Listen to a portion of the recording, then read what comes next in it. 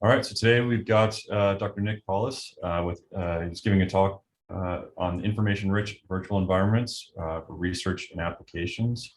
Dr. Paulus is Director of Visual Computing with Virginia Tech Research Computing Group and affiliate professor in the Department of Computer Science. He has developed interactive 3D graphics content and systems since 1997. His research interests lie at the center of graphics and human-computer interaction, the intersection of visualization, virtual environments, and perception. After his undergraduate research in cognitive science at Vassar College, he jumped into the network information space of the World Wide Web developing audio, visual, and 3D assets and software. His doctoral work at Virginia Tech in 2006 examined perceptual cues and layout behaviors for information-rich virtual environments for desktop to immersive platforms. He is a member of ACM, IEEE Computer Society, and the Web 3D Consortium. He's co-author of the International Standard on Extensible 3D and elected president of the Web 3D Consortium.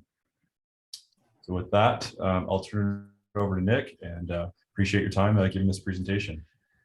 Oh, great. Well, hey, thanks so much for having me, John. And it's really super to look out and see a lot of our colleagues and friends across the community. I'm sending this talk to you from our Visionarium lab, where we do a lot of our studies in terms of having high resolution CAAV environment with very reconfigurable. And I'll get to I hope you'll get a sense of the kind of work that we do here with this talk, but more, I'm hoping that we can kind of understand what the scope of the problem is and what kinds of ways we can tackle information-rich virtual environments.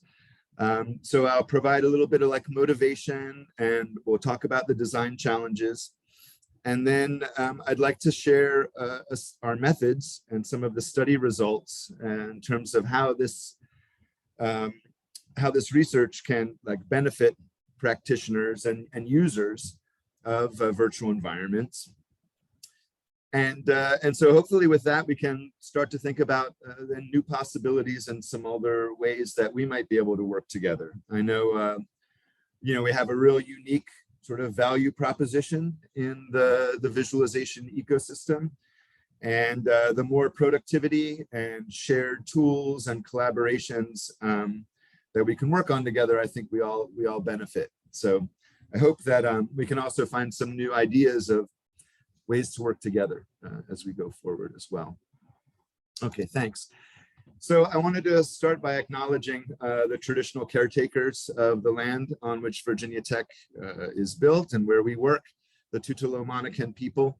And we acknowledge their continued presence and caretaking of our land. As John gave you a lot of this sort of background already, but I'm going to get a little bit more maybe personal about why we think this is an interesting problem and why it's worth us studying. So yes, came up in a time of typewriters and payphones. Walking into a room full of graphics is like literally Star Trek, right, to me. So it's been a really exciting time, and I think that the reason that I bring this up is because of all the things that digital tools have made easier. I think a lot of our young researchers and practitioners sort of take certain things for granted, and those kinds of assumptions can skew your decision making. So I'm always going back to that user-centered design. What are we doing and why? It's not about a shiny silver bauble that we just saw at the conference, right? We're talking about long-term research support, things that are scientific or engineering that last longer than maybe a Silicon Valley life cycle. Like, oh yeah, I need this particle accelerator 30 years from now. Or some piece of infrastructure that lasts 30 to 50 years. If you just think of digital consumption sort of in our current model, you're not going to play the long game. And I think this is why I'm here, and one of the main motivating factors is that I want these graphics to be here when I'm gone too. And who knows which is the next company, right, who's going to be gone. So that sort of motivates me to looking at how to distribute, disseminate, share knowledge. The web was like a huge thing, and you know, the largest computing platform in the world, and it's been really exciting to watch that grow. And so 3D plus the web, now we're into a lot of information and a lot of graphics. And so let's jump in a little bit more of like what those things look like. What are we talking about? So speaking of, you know, not dead companies, but yeah, dead companies, SGI, okay, it was all the rage once upon a time when I was cutting my teeth on graphics. And, you know, we dealt with all kinds of stuff that wasn't real pretty, you know, trying to compile C++ things and link proprietary libraries and whatever. But it was clear that if you could, you know, performantly draw 3D images with various kinds of depth cues on the screen, you could make the person, right, really believe they're there, suspend their disbelief, right? And we started to start using terms like presence, right? And that became a real term of research and scientific precision. Well, maybe not precision, but at least we talk about it and we can publish it. Lots of different kinds of presence, right? Okay. But for me, being able to draw anything, take the user anywhere was just sort of really exciting creativity, you know, from a creative point of view. And my interest was in psychology. So I thought, hey, you know, if I can put you anywhere in the world, I could test you and your psychological perceptual processes, cognitive processes. And that's how I got into VR, essentially. It was really an awesome time. I don't know if folks remember some of these images, but you can watch them on the YouTube now. You know, the mind's eye was breakthrough SGI computer graphics. It was pre-rendered, right? And sort of like a music video, long format kind of thing. But the real idea was, hey, how these 3D worlds, these graphics can like transport a user, right, into that world. And so it's very compelling. If you go to the second one, that's you know, Jan Hammer did the soundtrack, so it's pretty sweet. There you go. You can see, you know, in 3 years, even there were a lot more interesting graphics happening. You saw particle systems in that time sort of coming up, and some neat lighting effects that were starting to happen. So these worlds were all about sort of transporting the user, right, into this virtual space. And it was supposed to kind of look like the things that you're used to seeing, right? Like there's a world, I recognize that's a rock, there's a column. These are like the way we perceive the 3D world. We're trying to recreate it in the VR, right? And then we have another sort of set of kind of inspirations in this time, which is all sort of part of the mix. So even if you're not a movie buff, I hope you'll stick with me here. So, you know, the image on the bottom left, right, from the Terminator movies, right? You might be in this virtual environment, but you have all this extra stuff, this information about the world, right, that you're trying to grok and display and use. And so, you know, you've got this text that's kind of all on a heads-up display in the Terminator, you know, metaphor. But we see a similar kind of thing happening, right, even in the NASCAR world. I don't know if people watch this very often, but totally information-rich environment, right? You've got moving things, they're going fast, people's got averages and fuel and all these things about the cars, right? And you're trying to show them together and keep the action going and keep people's attention. And so you'll see this sort of call out technique with you know, essentially like a pop-up box over the car is really common to see nowadays. And it's definitely one of these techniques of where we're trying to blend this abstract data with some perceptual data. How do we do that? So it's easy. Okay. Well, so some folks may have seen the classic Johnny Mnemonic, but this was sort of a fun era too, because people were starting to think that, hey, 3D is so cool. What if we just put our whole desktop in 3D? We'll make the whole operating system 3D, and you get this result, which is Johnny Mnemonic, accessing some system control functions with this like virtual keyboard and a headset display. Now, that sort of came to another extreme in the Minority Report, right? Where you've got Tom Cruise doing all this kind of 3D gestures, and he's moving movies and clips and abstract data about something and a photo from there. Really great kind of creative vision about how analytics, right, might work in the future, right? But I don't know if you've tried this, but about after 5 minutes, you're going to be done splicing and dicing your data. Your arms will be tired. You'll be wiggling all around because your large gross muscles can't point to very specific things, right? Gross motor, not fine motor, when you're doing freehand gestures in the air. So a lot of challenges that maybe I just bring it up because they're inspiring, but we also be able to question, like, is that what we want? Is that really the right thing to be doing? So we fell into this with Doug Bowman's research group, the 3D interaction group at Virginia Tech.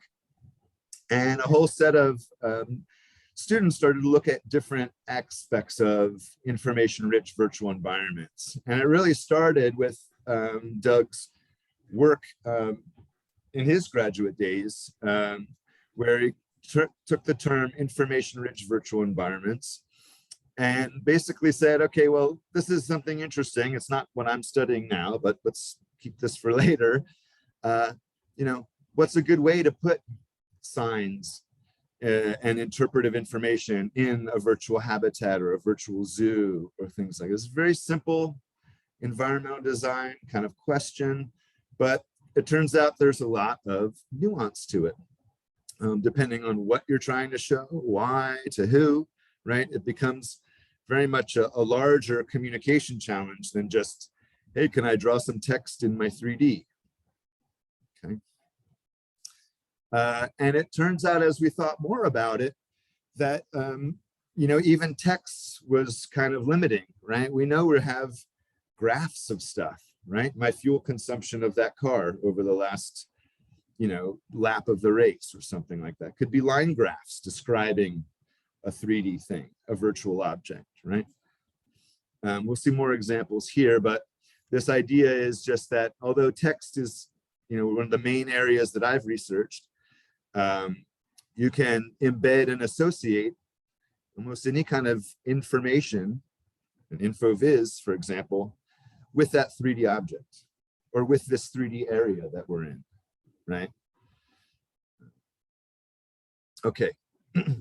So like I mentioned before, a lot of that early graphics work was about sort of making you think you were in a real place, right? Or a plausible place, right? Magical even. So we were often like, really, the research was really about sensory substitution. Like, how do we make better graphics? Is stereoscopy really performant? What about active, passive, so on and so forth. But most people were looking at, 3D models that were already digital, because, the reality capture stuff hadn't really happened at that time. So it's often CAD things or high-end scientists doing a simulation of some 3D thing. And we want to put that in 3D because they can see it, look around it from different angles, cut into the flow field, whatever. So scientific viz was kind of the, the main focus, or these remote experiences. So here you can see two of our faculty members working in the hypercube here, our CAAV style facility. They took a 3D model and put it all around the world. We put it, this is a Bauhaus sculpture. That's a very famous one, but what would it be like if it was on the plaza in Belgium? What would it be like if it was on the moon? What would it be like? So they were doing, artistic environmental design types of things and really wanted to have some fidelity and scale to the real place. And so that's absolutely true with architecture and design, simulation. These immersive environments really do help people create new mental models of systems and locations. So a couple of examples again of sort of how that perceptual information has kind of been traditionally the focus of VR research. But we know, right, all that stuff, there's a lot of stuff about the stuff, right? So there's abstract information, stuff like the performance of that vehicle, right? You could show it as a line graph, you could show it as a bar chart, you could show it as a pie chart. There's no spatial mapping to abstract information, right? It's like the stock market. You can draw it lots of ways, that same data. It doesn't have a natural spatial metaphor like an airplane wing or something, right? Or a propeller. So InfoVis, information visualization, kind of developed as this field where it was very much about perception. It's very much about breaking down different kinds of visual representations and how you portray a data type so that you don't mislead people, right? You can lie with statistics, but you can sure as heck lie with graphics too. And so having some kind of literacy around visualization has always been key at Virginia Tech and in my lab. So you've got these two, peanut butter and the chocolate, and you're trying to figure out, how can we put these things together? What's hard, what's easy about this? Well, we started with a definition.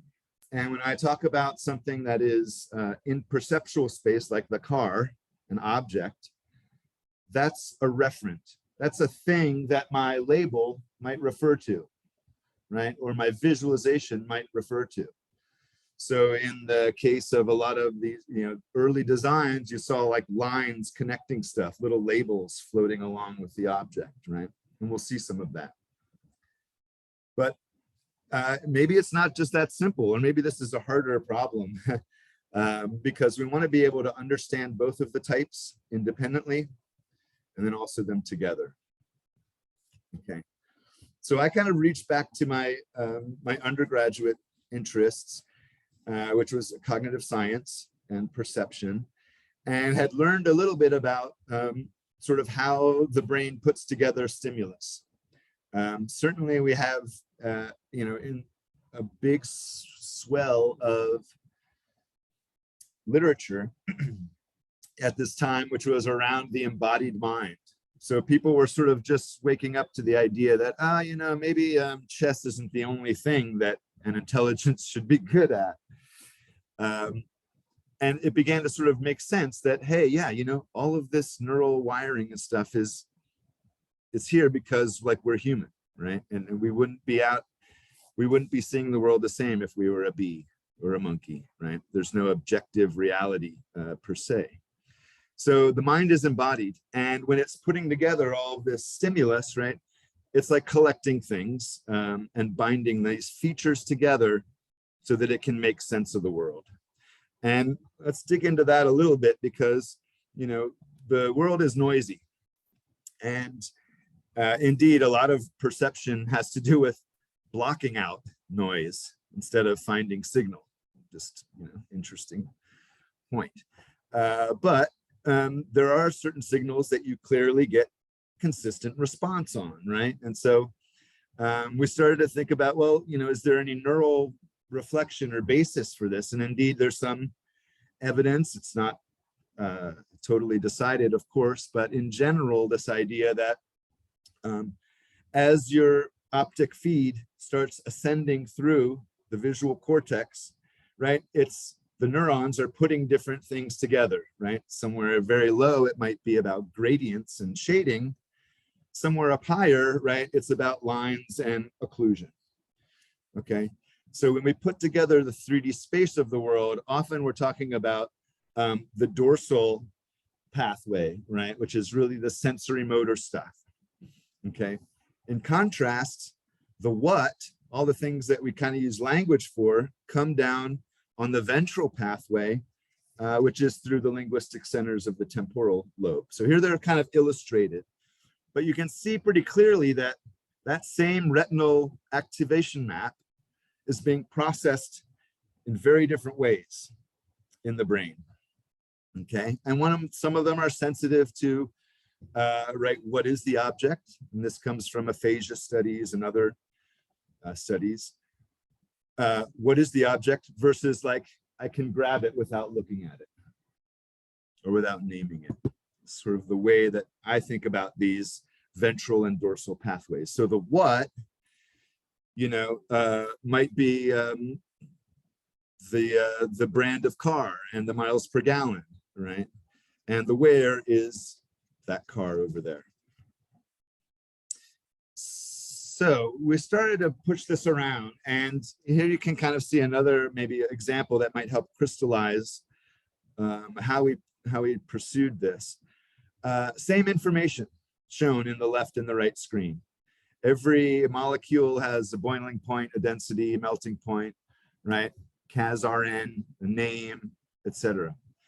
And they're all spread around the environment.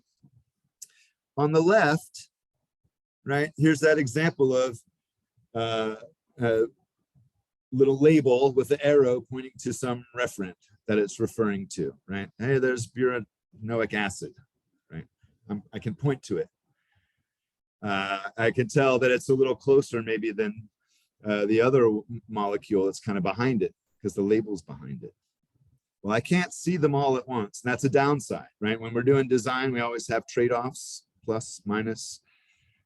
Plus is I'm getting some strong depth cues from this label layout.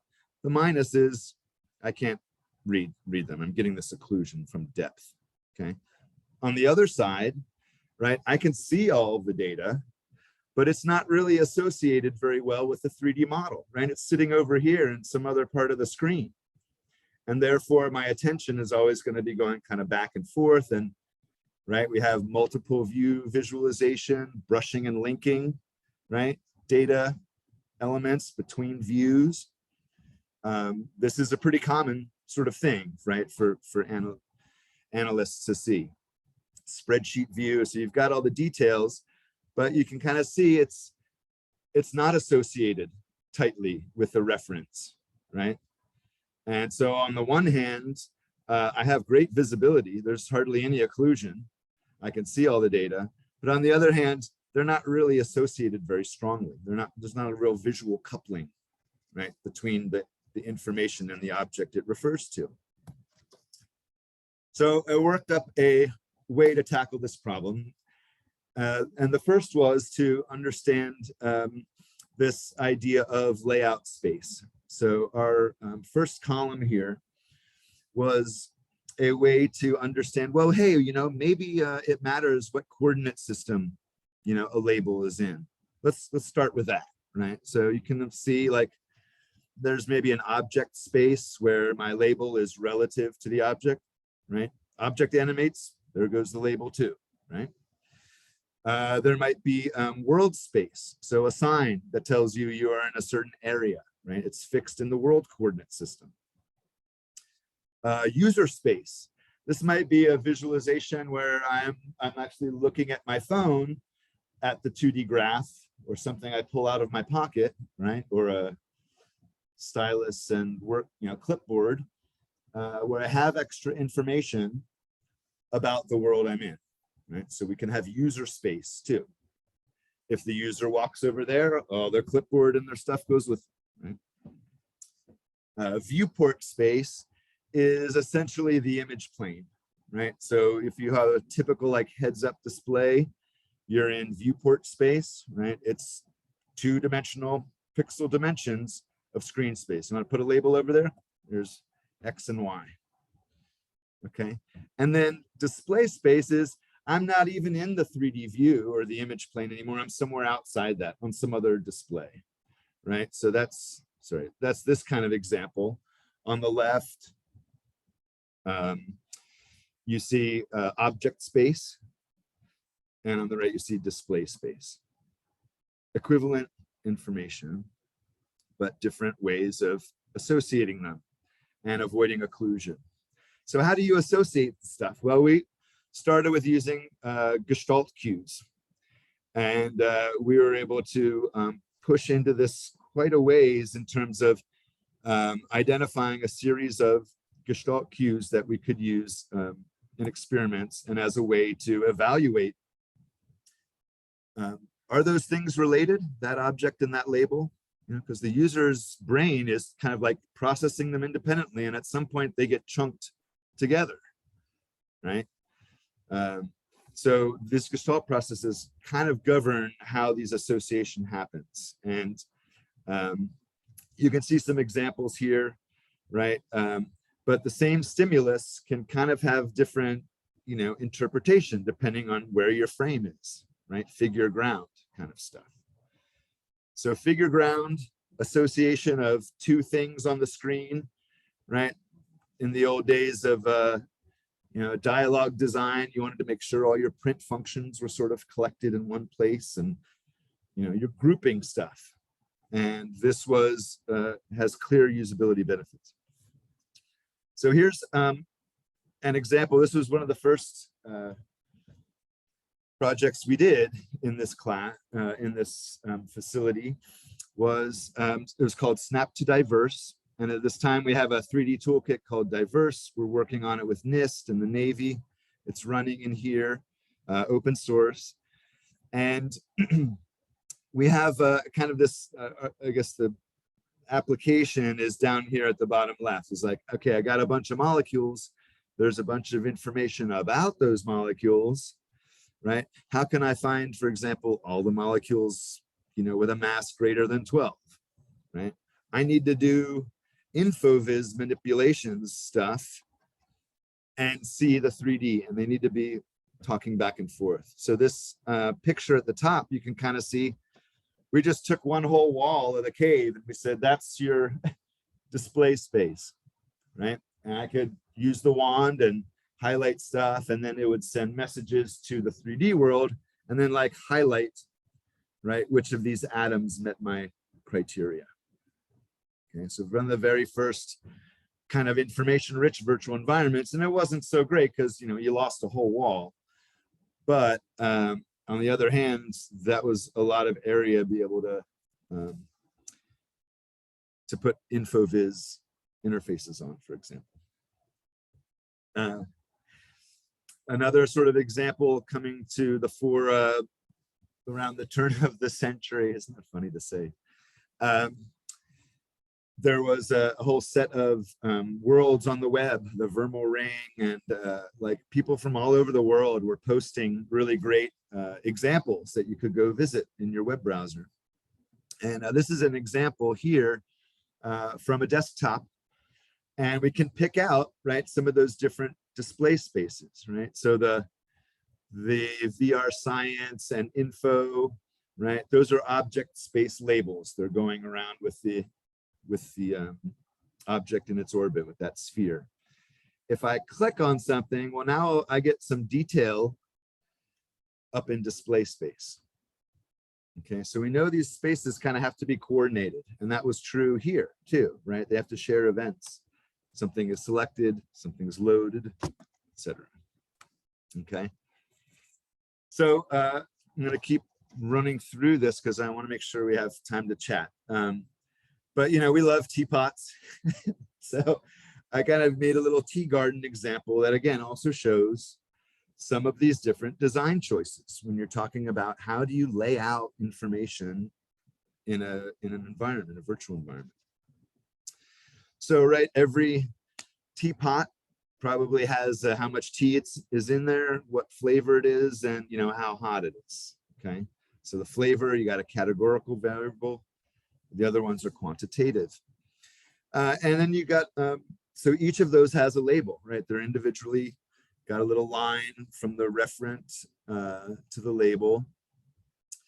And then something in viewport space, right? A heads up display where I'm kind of looking at higher level stuff, even if I'm on the other side of the world, right? The virtual world, right? I know what green tea is because I've got that detail now in my heads up display. see we go here on the right. The other thing to notice is that a lot of these labeling techniques were developed with different kinds of algorithms, right? So they would basically either give you different gestalt cues, or they would be laid out in different display spaces, okay, layout spaces. So another example of like mixing up different kinds of data, right? So here we're looking at the Waldeyer's ring at the top of the throat. So this is actually some of the tongue. This is a virtual immune system. So we've got several million B cells and T cells and agents running around in the places you would expect them, right? Tonsils, etc. And we virtually infect the patient, right? This is from PathSim. There's several publications about it. But what I wanted to show you was this agent-based simulation is happening, and like, where are the hot spots, right? So I'm doing a couple of different things here. The first would be I'm like searching for like a high level of viral load, for example, right? And these things are located around space. Maybe I wanted to see, you know, the relative load of one B cell to another T cell to a virus, right? I might have a little population bar chart like this, right? That describes the viral load in that object.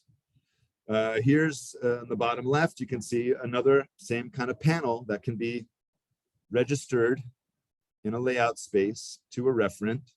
Oh yeah, it's a line graph. Okay, it's a time series. So it plays through and you can see when the peak happened in this location. Okay, now that is around the Waldeyer's ring there. Those are object space layouts, right? You can see they're very much bound to that shape. Over here, we have a world space layout because it's like a summary global of this whole area. Right, and then I've got viewport space where I can put in controls and some other things, time controls. Right? Okay, so we started working on this design space, and you can, I don't have to teach you guys about depth cues, monocular or binocular, but we wanted to kind of go through those. And the other thing that was interesting, which I learned about at this time, was the cutting and vision work, which was really about, okay, you know, let's face it, like humans rely on like a lot of different cues to make decisions, different kinds of information, right? Sometimes we skip over important stuff, sometimes we don't. But in terms of judging the distance of something, we're using different combinations of depth cues, right? So the quickie on this one is if I'm working on the hood on my car, or someone's heart on the table, right? Stereoscopy is like one of the strongest depth cues. You're going to be relying on stereoscopy quite a lot. Meanwhile, if you get a little bit farther out, like, I don't know, as far as you can throw a spear or a rock, right? Other kinds of depth cues, so that would be this action space, start to take over, and we rely on them more. So this was a real inspiration for me as I started to develop a method to research and pull out, you know, what's the value or the effect of these different depth cues in IRVE layouts. Okay. So the way that this happened was, we remember the original design question. I want to be able to understand them separately, right? Perceptual information and abstract information separately, but also together. So one of the ways that we decided to probe this relationship was, okay, I'm going to ask you a question, like, for example, with a spatial criteria and an abstract target. So that could be, for example, what is the molecule with the largest number of carbon atoms, right? So you need to come up with a name, an abstract name, right? And you're looking at a set of, well, spatial criteria excuse me, would be like, which is closer, which is farther, which is bigger. So that's a spatial criteria. And the abstract target would be, well, what's the tea temperature? What kind of tea is it? And the converse would be, okay, you know, we're looking for an abstract criteria, either a search or comparison based on, yeah, like the temperature, which is the hottest pot of tea, right? And then they have to answer, you know, it's that one over there, right? So you're basically finding a spatial thing based on some abstract criteria. So we set this up as a method of search tasks and comparison tasks with each of those combinations. The next couple slides just sort of show you of the variety of things that we tested over the years. So the computer animation virtual worlds paper is kind of here on the left, where we're looking at screen size and this layout kind of challenge. And there's some interesting results we'll get to later. And then here's a series of, you know, object space layouts. Some of them, you know, are smarter than others. Some of them are kind of using flocking algorithms to move out of each other's way and reduce occlusion. And some of them are fixed with different kinds of behaviors around the object. So there's an example of some stimuli for that study. Here's another one. So you can see 6 different conditions here. Basically, like the top row is it's just listing out the items in the scene. The bottom row is actually trying to minimize the distance between the label and its object, right? So we are, this is a heads-up display. It's viewport space. So as I fly around, these labels are here, right? And they're always pointing to that thing that they're referring to. Strong connectedness, gestalt, and then this transparent connector, also a variation on the gestalt strength of association. You can see we tried them on a whole series of displays, trying to understand sort of where these trade-offs, where things flip, right?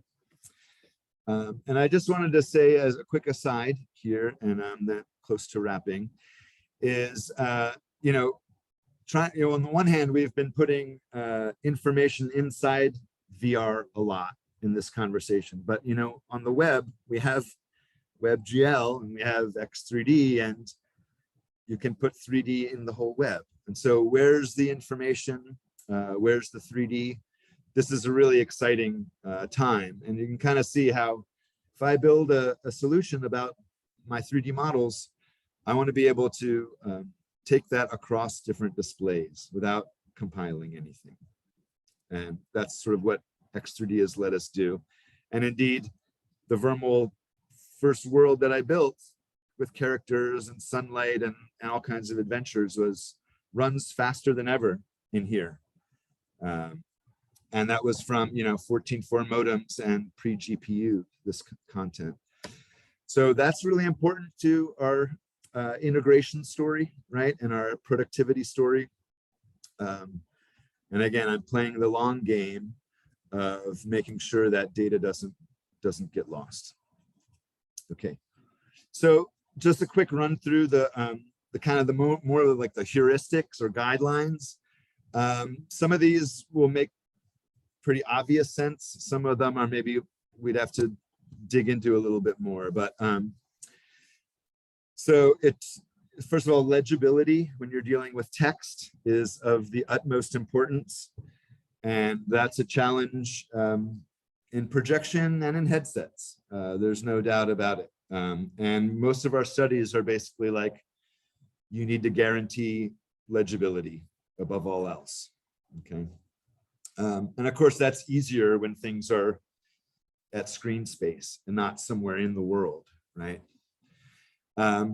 That kind of trade-off that we saw with the tasks, right? So on the one hand, if my question is like, which is closer, you know, vitamin K or butanoic acid? Well, if the label is blocking it, then I know immediately, right? Or if I have to fly over there to read it, I get more spatial information, right, through the act of navigating.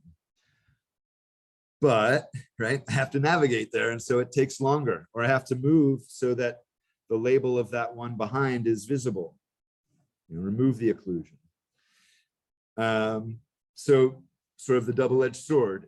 The users gather lots of spatial information by navigating and from the occlusion itself. But that introduces the extra step of trying to achieve that legibility, get that open. Something that you might not surprise you also on large displays. If you're trying to do comparison work, right, you pretty much want to do stuff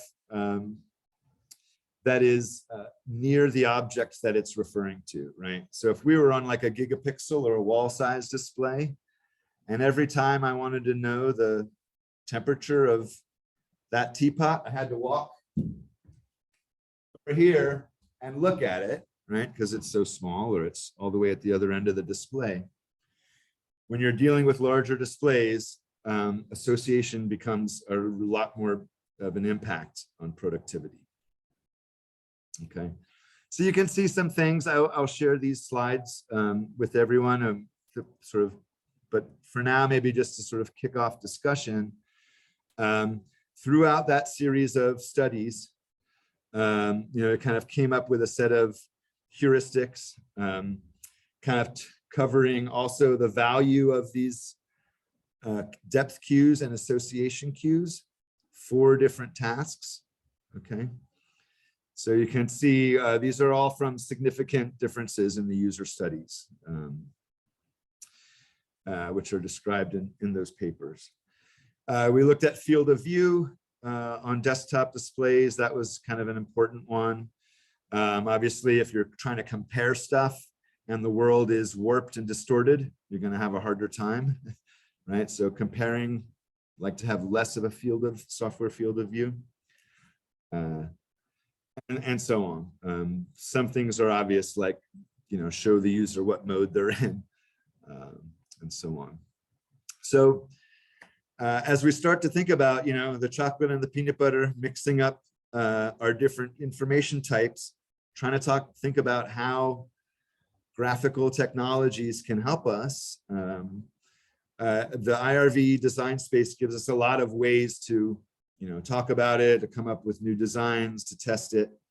And of course, in rooms like this, often we're doing it as group analytics, right? So I think there's a whole really great set of questions about how do we share information-rich environments. For example, from a scientist from my institution and one from yours. So I guess with that, I'd like to make sure we have some time to chat, and I really appreciate the invitation and the opportunity to talk a little bit about graphics and information. So thanks very much. Hey, awesome. Wow, that was a great presentation. I really enjoyed that, especially those contrasting visuals you put together. Really, I could really see the impact of that. I've thought about these aspects and only really kind of written it down in text, and then just seeing those examples that you put together, those stark differences, really had set that in my mind. So thank you for going through that piece there. So are there any questions from listeners? Feel free to unmute or write them in the chat. While we're waiting for people to think of stuff, one of the questions I had is, you kind of started to touch on it with your last few slides. We're living in such a much more information-rich environment. Do you think things are going to be looking toward the aspect of improving the quality of the information, or is it going to be being able to add more information? Oh, I love that question, John. Thanks. Yeah, there's a real gap between when we talk about sort of like information, like mathematically, and when we talk about it in real life. because actually the quality does matter. It's not just that I made a choice between A and B, right? That Shannon told us. I guess I think you bring up a great point also, because early on in this sort of adventure, my goal, when it was never quite stated, but was kind of like, hey, you know, we have this display and we have this brain, and we're trying to like get as much throughput as we can, right? Like the Terminator kind of idea is like, just load as much data as we can, and you know, the human will be able to rise to the occasion somehow, or be like a super analyst or something. And without going to, you know, spill toxic sludge on yourself, I think the real challenge isn't so much about the volume of the information, right? And so on the one hand, throughput, when I use that word, you know, there's a term in there, which is actually the amount of data.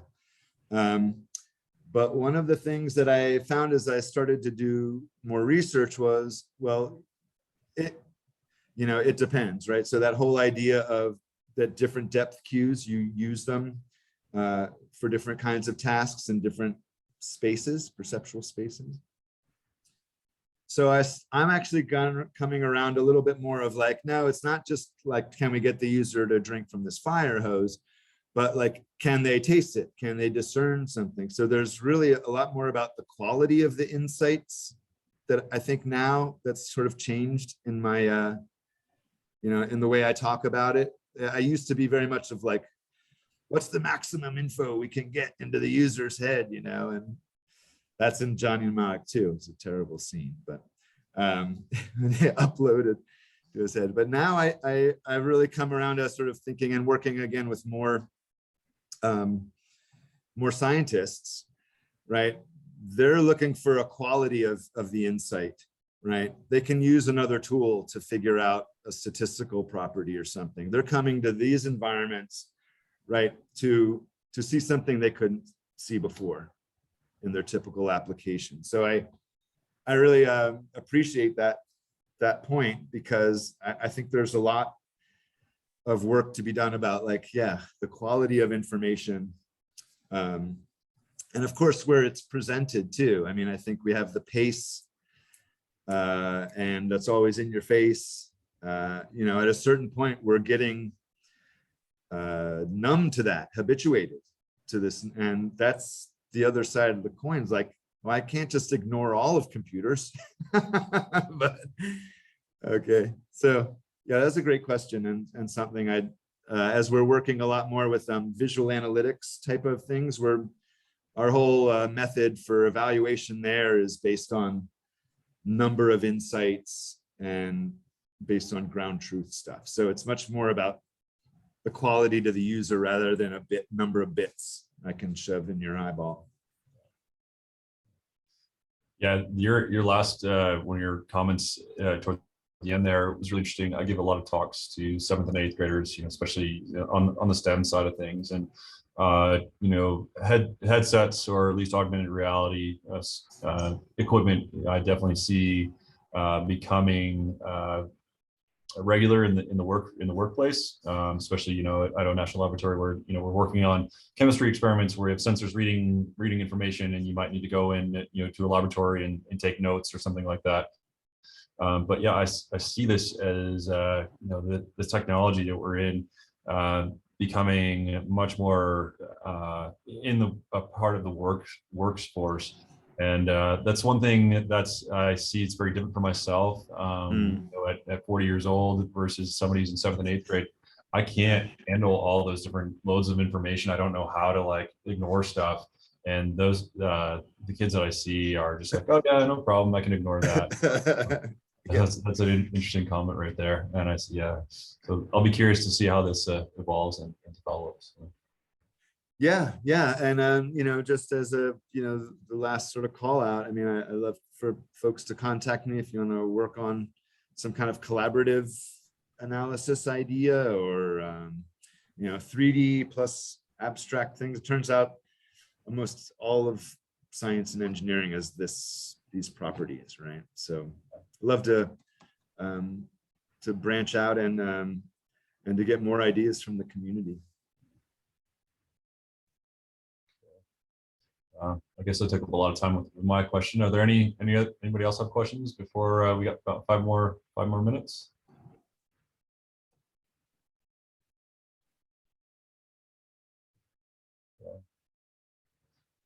All right. Well, then maybe we'll wrap this up. Give you guys a few more minutes back to your day. I really appreciate everybody taking the time to attend and listen in and supporting this speaker series. It's been a lot of fun. So thank you. Yeah. And thanks so much for your time. Thanks, everyone. Great to see you. We'll see you at the next one. All right. Thanks so much, Nick. Thanks, John. Bye. Bye.